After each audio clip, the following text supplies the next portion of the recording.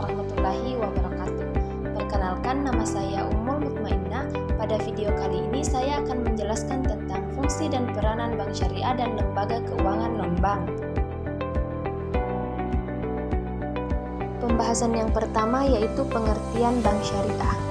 Sesuai dengan Undang-Undang Nomor 21 Tahun 2008 tentang Perbankan Syariah, bank syariah adalah bank yang menjalankan kegiatan usaha berdasarkan prinsip syariah atau prinsip hukum Islam yang diatur dalam Fatwa Majelis Ulama Indonesia seperti prinsip keadilan dan keseimbangan, kemaslahatan, universalisme, serta tidak mengandung gharar, maisir, riba, sholin, dan objek yang haram.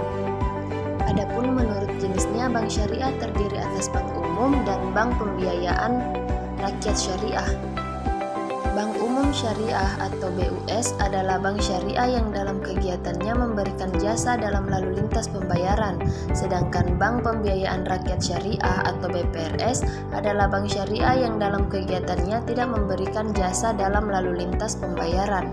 Pembahasan yang kedua yaitu pengertian lembaga keuangan non-bank.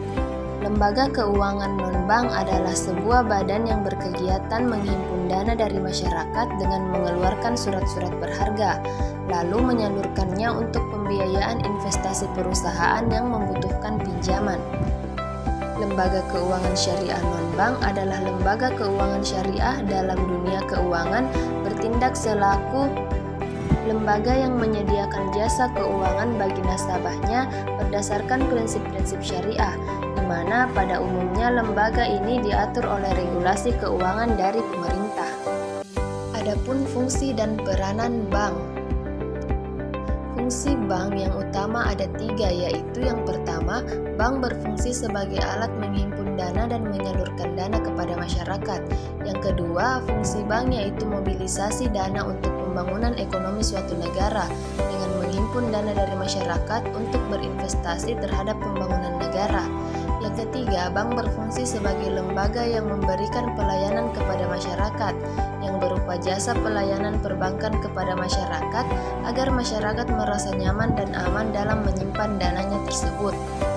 Selanjutnya, adapun peran bank ada 2, yaitu yang pertama, peran bank dalam hubungan luar negeri, yaitu sebagai jembatan dengan dunia internasional dalam lalu lintas devisa, moneter, dan perdagangan serta membantu terjadinya perdagangan ekspor-impor, pariwisata, dan transfer uang. Kemudian yang kedua, peran bank dalam negeri, yaitu untuk memenuhi kebutuhan ekonomi dalam bentuk penyediaan dan pengelolaan uang, di antara lain meliputi administrasi keuangan, penggunaan uang, perdagangan dan pertukaran, perkreditan, kiriman uang, dan pengawasan. Selanjutnya yaitu fungsi dan peran lembaga keuangan non-bank.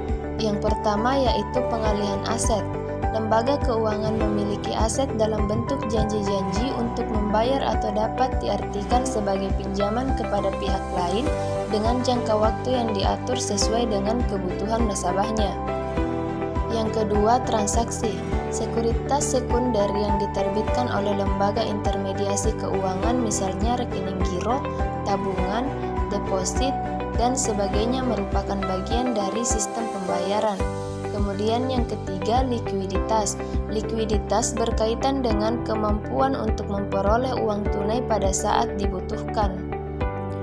Yang keempat, realokasi pendapatan. Untuk melakukan hal tersebut, pada prinsipnya mereka dapat saja membeli atau menyimpan barang, misalnya tanah, rumah, dan sebagainya.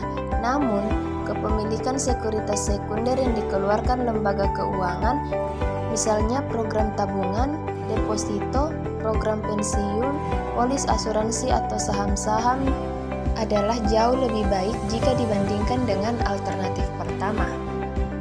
Adapun lembaga keuangan Islam yang berada di Indonesia, yang pertama Bank Syariah Indonesia, yang kedua Bank Mega Syariah, yang ketiga Bank Bukopin Syariah, yang keempat Bank BTN Syariah, yang kelima Bank Muamalat Indonesia, yang keenam Asuransi Syariah, yang ketujuh Pegadaian Syariah, 8 Lembaga Siswa, 9 Dana Pensiun Syariah, dan lain-lain sebagainya.